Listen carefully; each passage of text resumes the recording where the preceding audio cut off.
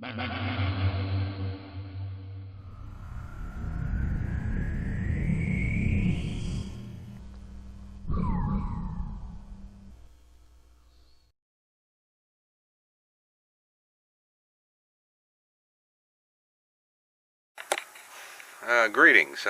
This is another video on the Neodymium magnet set. Now this is a little frickin' thing that I bought a while ago. It's got an old LED stuck in it from somewhere. Apparently these LEDs have some metal in this in their leads.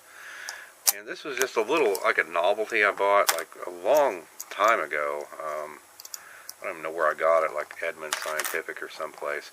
It's got all these weird coins, and the idea behind this thing is that, you can take these coins and make them do things. Yeah, it's got all these weird coins. I don't know what they're made of. They're certainly not magnetic. And they're not coins. I mean, there's some kind of material. I haven't researched it. There's some kind of material that's coated to look like pennies from some, or currency from some country. But these blocks right here are magnets. And the idea, with this little thing, and keep stuff from sticking to them, is that you can take these little coins and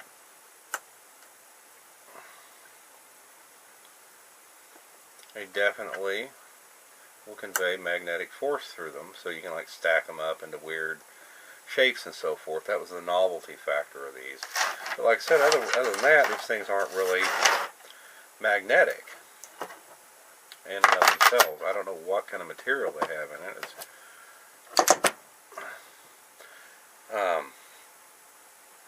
definitely got to be something from the group of magnetic elements in there somewhere. But I don't know, maybe it's a diffuse substance inside this. But these are really lightweight. I mean, for a coin, these are lighter than a typical coin would be. I mean, these are really lightweight. Almost like they're aluminum or something. What's interesting about these things is we'll bring our neodymium magnet stack into the equation now. Now this is the stack I broke apart in the last video. It's got 5 magnets in it now. Bring it over here to my plywood table here.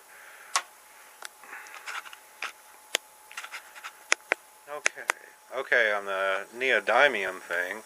Now, like I said, on the last video, I showed you these coins. Now, what's interesting, I've recombined the full stack of magnets, which I'm not sure if I needed or not. I don't know if I need the full 8. I still got 2 that I've not used. But I put one of those coins here. Like I said, again, I don't know what these things are made out of. They're certainly not steel, and I just don't know what the hell they are. But anyway, I've got a fairly rough surface here. On this plywood table. I'm going to take my neodymium stack and stick it underneath and watch what happens.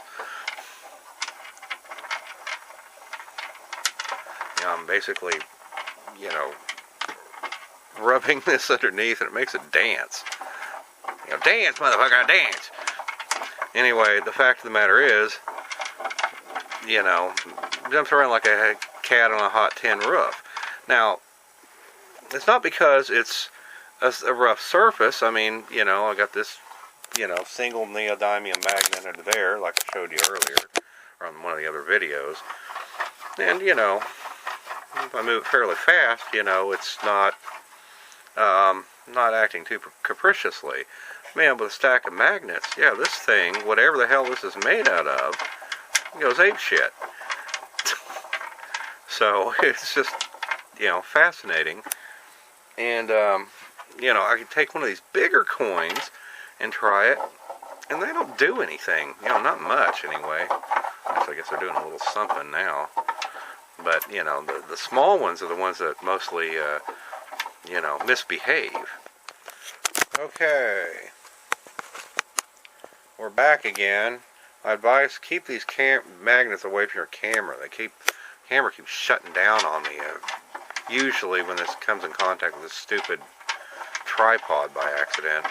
But at any rate, yeah, these things dance around like a cat on a hot tin roof, you know, which is fascinating because, like I said, those magnets generally don't do that. Those magnets there, when I mess with them, this big one just doesn't do much. Again, this is a situation where finding the right size is the best idea. Now let me grab this penny, or whatever the hell it is, and it's about the size of a penny. I mean, whatever this is, you know, because you can see, damn, you can see it's just about the same size as this 3/4 inch neodymium, just a little bigger than that. It's probably almost an inch, a little under an inch. But anyway, let me take my sheet of aluminum where I got that big coin on top of. Well, it doesn't do shit. So, but let's take our little penny that dances around and put it on this smooth surface. Like I said, this thing just dances around like crazy. Here, let me try to turn the light off. Damn it. Okay.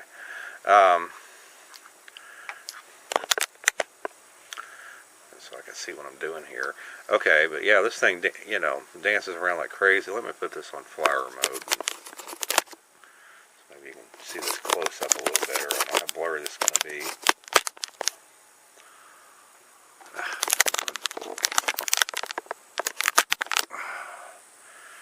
Okay, now maybe this will be a little less blurry if it was blurry.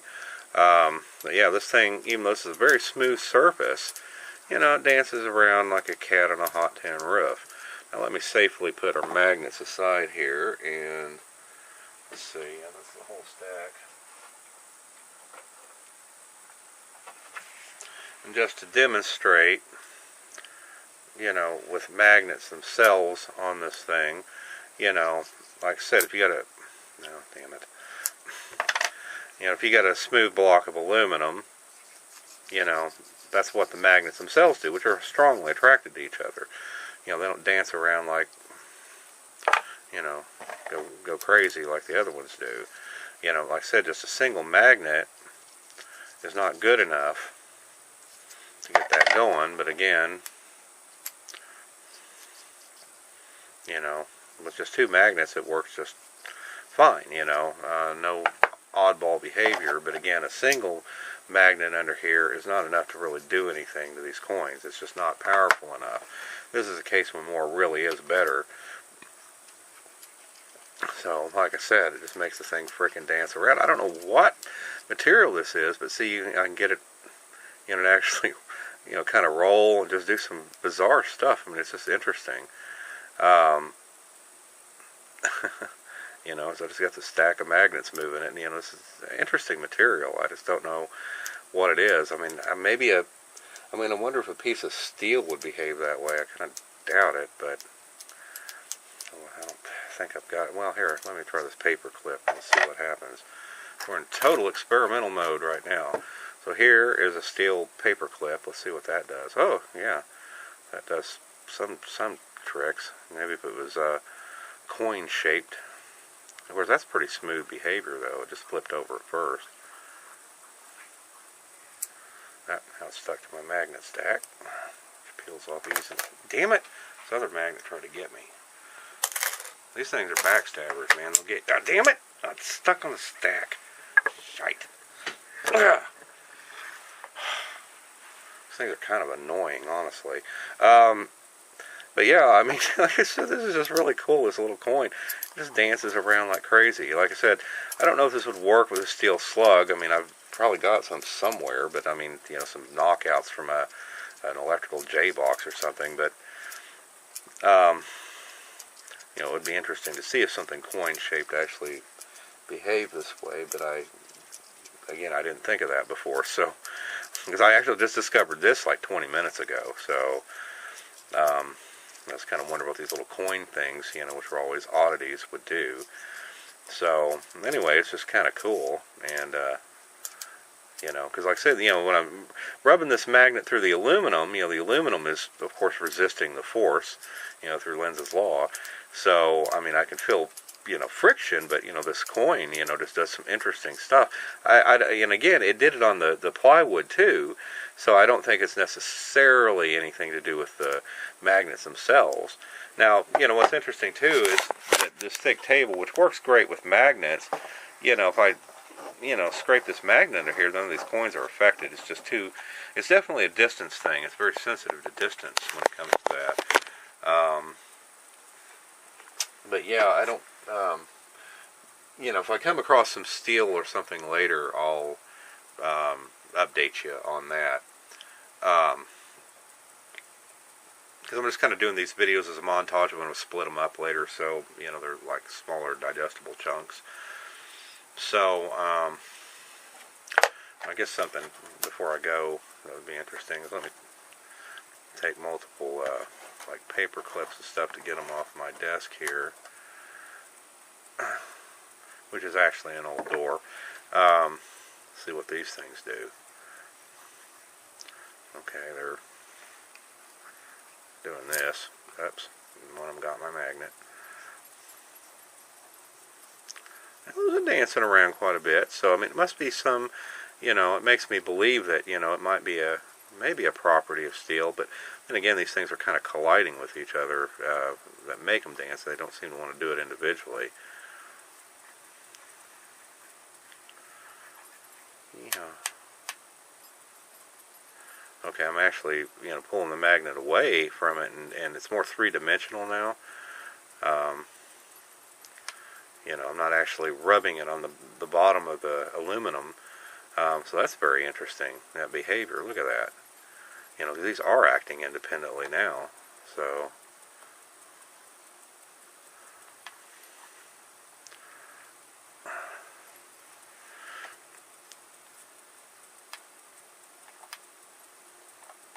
I'm trying to get off the...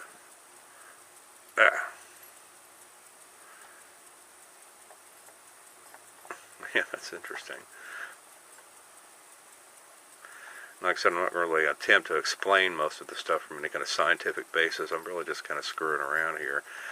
But, like I said, this three-dimensional pattern that I'm doing, going kind of in and out and, back and forth and so forth, just makes these things dance like crazy. Might turn this into some kind of freaking novelty product or something. Let's try with all four of them again. Man, they want to escape when I do that. Put it north to south here. And just kind of don't do anything that interesting, but they start dancing when you have it polarly aligned. Anyway, so that's kind of cool. So, again, that may be a property of steel interacting with these things on various surfaces in general. Well, let me see if that works on our wooden table over here. I know I thought I was going to let you go, but to get to the next video, but oh well. Just taking an unexpected. Yeah, I see these things are doing some interesting shite.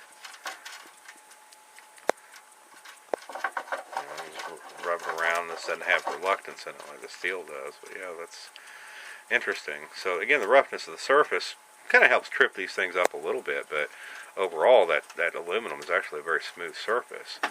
So split these up individually, and okay, now there's snakes. Yeah, this would make a good special effect on a movie, or if you wanted to really freak some of your friends out and make them think they're like possessed like poltergeist and shit. So anyway, that's kind of cool. And anyway, I'm going to go do a boring experiment here real quick. In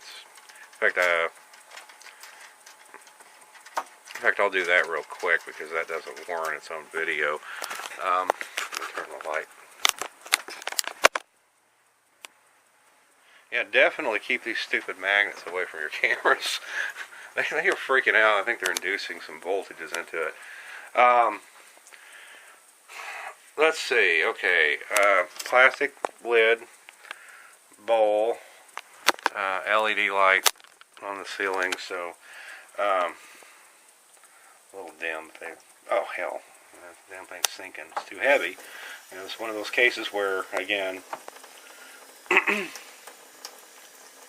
I'll just put in a regular dish. And damn. Oh, I got steel under there. This is just your typical magnetic compass, and I've never actually done it with this many magnets, so I was just kind of wondering how it would look. Okay.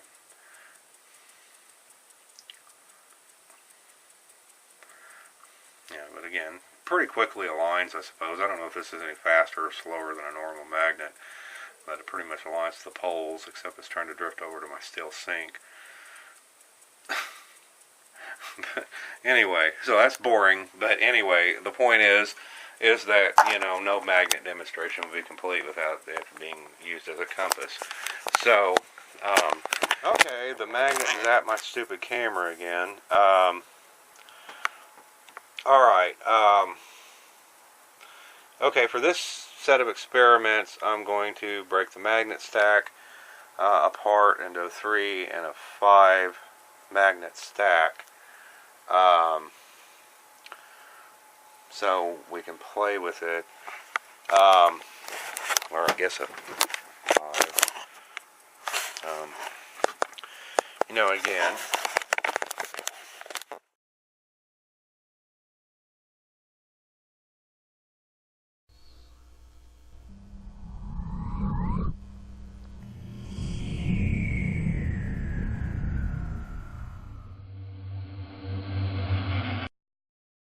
Grip assimilation completed, Master.